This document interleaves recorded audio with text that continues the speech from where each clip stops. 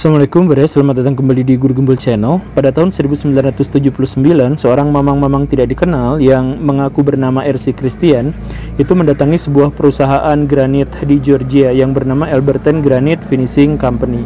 Dia minta dibuatkan sebuah monumen. Monumen itu harus tahan terhadap segala jenis bencana, baik bencana manusia maupun bencana lingkungan, tetapi dia juga harus berfungsi sebagai kompas, sebagai kalender, dan sebagai jam. Jadi maksudnya bentuknya itu harus disesuaikan dengan sebuah presisi-presisi yang sesuai dengan kondisi cuaca, iklim, dan waktu. Tentu saja perusahaan ini agak keberatan karena untuk membuat tukang batagor lewat untuk membuat monumen yang semacam ini, maka dibutuhkan bukan hanya kehandalan dalam membuat granit, tetapi juga membutuhkan konsultasi dengan banyak sekali ilmuwan termasuk astronom, ahli matematika, dan sebagainya. Mamang R.C. Christian mengatakan bahwa kami adalah kelompok kecil dari masyarakat yang loyal pada Amerika dan sudah merencanakan pembangunan monumen ini setidaknya dalam 20 tahun terakhir, maka tolong buatkan apa yang menjadi mimpi kami, walaupun dengan harga yang sangat mahal. Dan bahkan ketika perusahaan itu mengajukan dana yang nominalnya sekitar 2-5 kali lipat lebih besar daripada nominal yang normal yang mereka biasa minta, Mamang Christian ini tidak pernah menawar. Kita sampai sekarang juga tidak pernah mengetahui apa pekerjaan Mamang Christian ini. Apakah dia tukang galon air, ataukah dia tukang dagang gorengan, tidak pernah ada yang mengetahui. Dan luar biasanya adalah seminggu kemudian Mamang Christian itu mengajak untuk survei ke tempat di mana monumen itu seharusnya dibangun.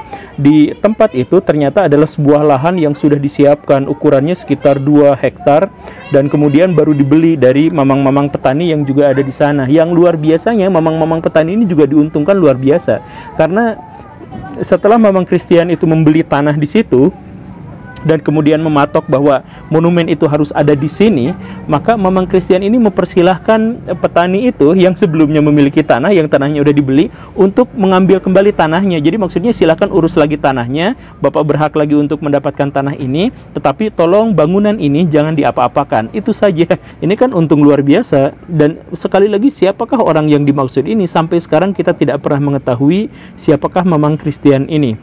Bahkan ketika bulan Maret tahun 1980 monumen ini sudah jadi dan kemudian diresmikan, di situ ada sekitar 400 orang yang menghadiri acara peresmian dari monumen itu, tetapi lagi-lagi tidak ada seorang pun yang mengetahui identitas dari setiap orang dari 400 orang yang hadir di sana itu. Apa yang istimewa dari bangunan itu? Bangunan monumen yang dimaksud itu terdiri dari 4 batu besar utama yang duduk menjadi sebagai sebuah pilar. Kemudian di tengahnya ada pilar lagi yang lebih kecil, dan di atasnya ada sebuah batu kotak yang ditopang oleh kelima batu di bawahnya. Yang menjadi keunikannya itu adalah bahwa 4 batu yang menjadi pilar itu adalah batu yang persegi panjang, kemudian di sana ada 10 pesan yang dibuat menggunakan 8 bahasa. Jadi setiap satu pilar itu memiliki 2 bahasa yang dibulak-balik.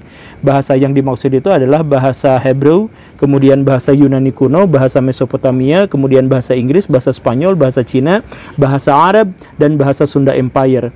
Batuan-batuan bertulis itu disusun sedemikian rupa sehingga presisi dengan musim di Amerika Serikat dan perubahan waktu seiring dengan orbit matahari. Ditambah juga dengan ada beberapa celahan dan bukaan-bukaan yang bayangan dan sinar matahari yang masuk ke sana itu disesuaikan dengan musim tertentu dan waktu tertentu. Yang jadi misterinya sebenarnya bukan presisi itu, karena tentu saja ada banyak sekali kebudayaan-kebudayaan, bahkan kebudayaan yang kuno, yang bisa membuat presisi-presisi yang disesuaikan dengan kondisi cuaca, musim, atau jam tertentu. Yang jadi masalah di sini tentu adalah masalah pesan yang ada di sana, dan yang kedua adalah tentang siapa sesungguhnya orang yang membangun itu, ditambah dengan apa tujuan dari kelompok yang membangun itu. Kita mulai dari pertanyaan-pertanyaan yang paling dasar tentang pesannya. Apa pesan yang ada di sana? Pesan yang ada di sana itu sesungguhnya adalah pesan yang sangat eksplisit dan sangat jelas, sehingga tidak membutuhkan penafsiran-penafsiran yang berlebihan.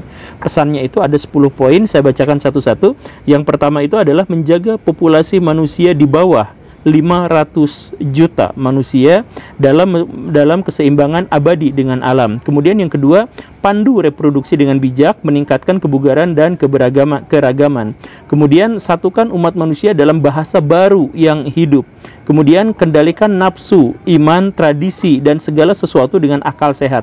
Ingat, nafsu itu disamakan dengan iman dan tradisi, dan itu semuanya harus dikendalikan dengan akal sehat. Menarik ya. Kemudian lindungi orang dan negara dengan hukum yang adil dan pengadilan yang adil juga. Kemudian biarkan semua negara memerintah secara internal dan menyelesaikan masalah-masalah eksternal di pengadilan dunia. Ini menarik sekali. Jadi kayak PBB gitu mungkin ya. Kemudian hindari undang-undang kecil dan pejabat-pejabat yang tidak berguna. Seimbangkan hak pribadi dengan kewajiban sosial.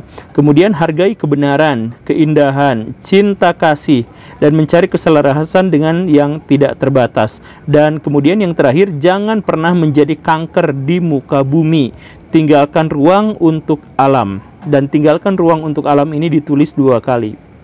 Eksplisit, jelas. Lagi-lagi tidak ada hal yang misterius yang ada di sana.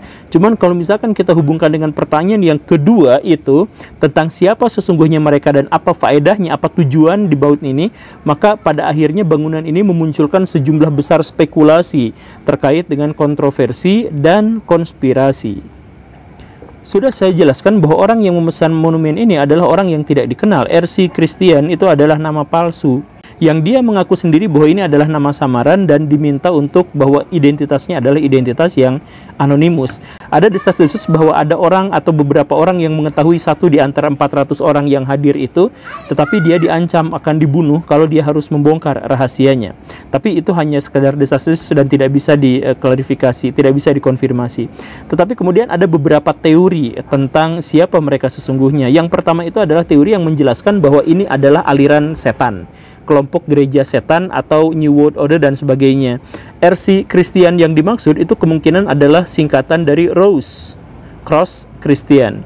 Rose Cross Christian ini berarti salib mawar itu adalah sebuah organisasi rahasia, organisasi kebatinan yang memberi kesadaran baru kepada masyarakat, memberikan pencerahan dan dengan jalan esoterisme.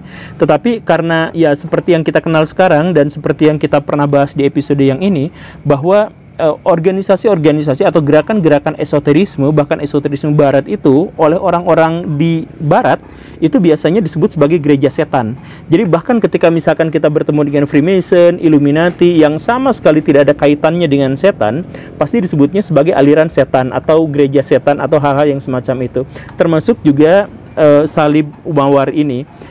Kalau kita misalkan mencari apakah organisasi yang dimaksud dengan organisasi salib mawar ini, maka ini sebenarnya memiliki kaitan dengan Freemason.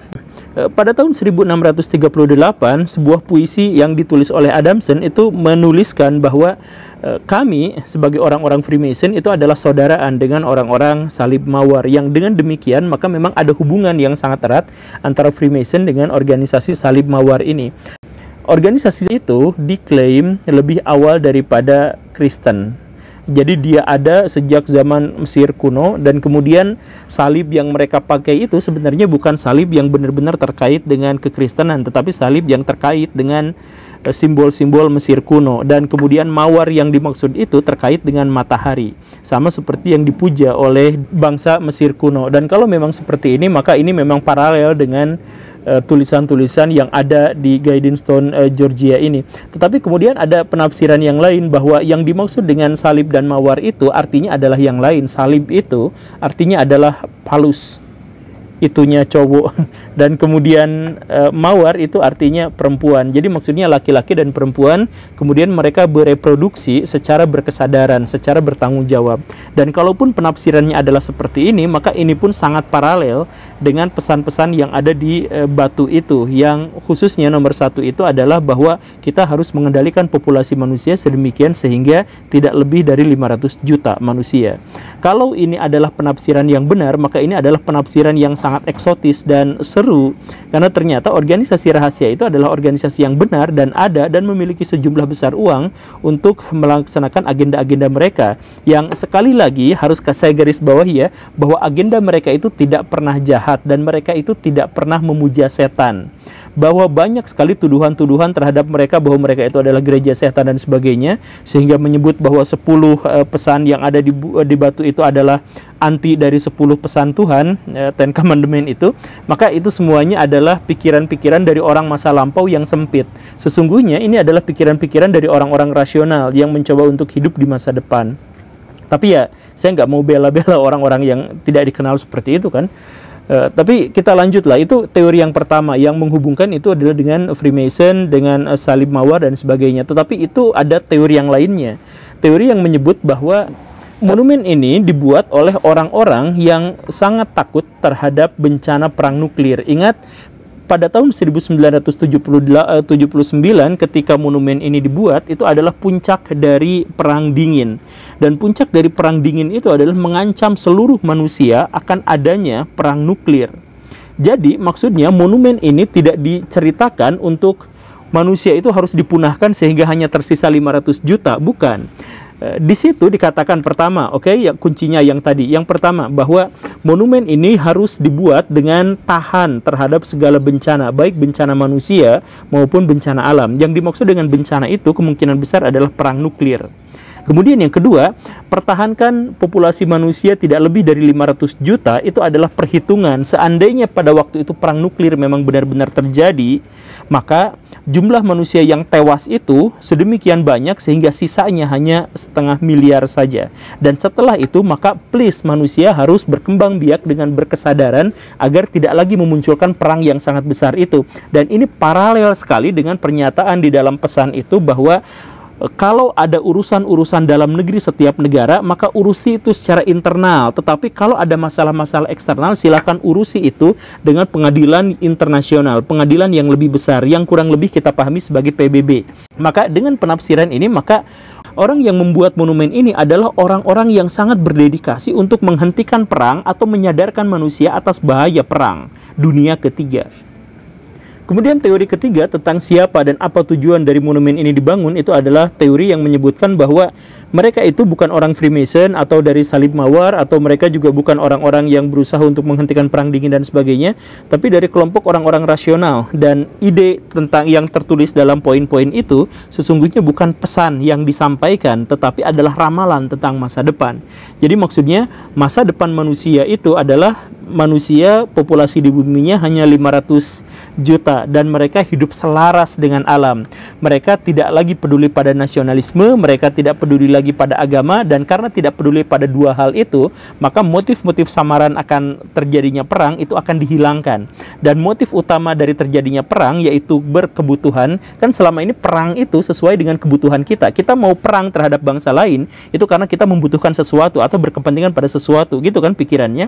Nah, orang-orang yang membuat monumen ini berpikir bahwa seandainya populasi manusia itu hanya 500 juta dan kemudian mereka memiliki kesadaran terhadap lingkungan yang baik dan mereka bisa berkolaborasi dengan lingkungan yang ada itu, maka seluruh kebutuhan manusia yang 500 juta itu pasti akan terpenuhi oleh alam itu. Sehingga 500 juta manusia itu tidak harus berperang satu sama lain untuk rebutan sumber daya alam.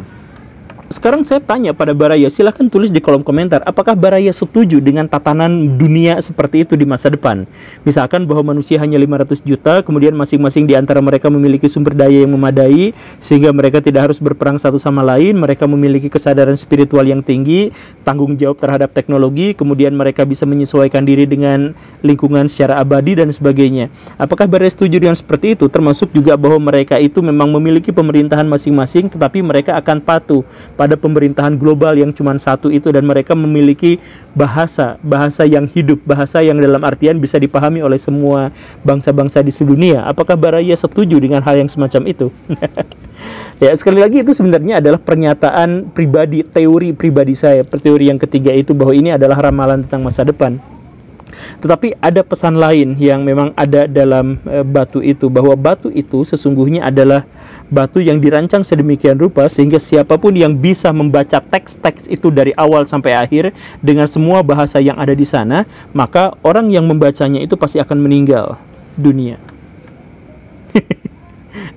Itu prank ala bapak-bapak ya. Ya sebenarnya ya setiap orang juga pasti meninggal kan. Jadi kalau baca itu meninggal ya iya memang pasti meninggal. Namanya juga manusia kan, karena berbagai hal ya pasti aja dia bisa meninggal.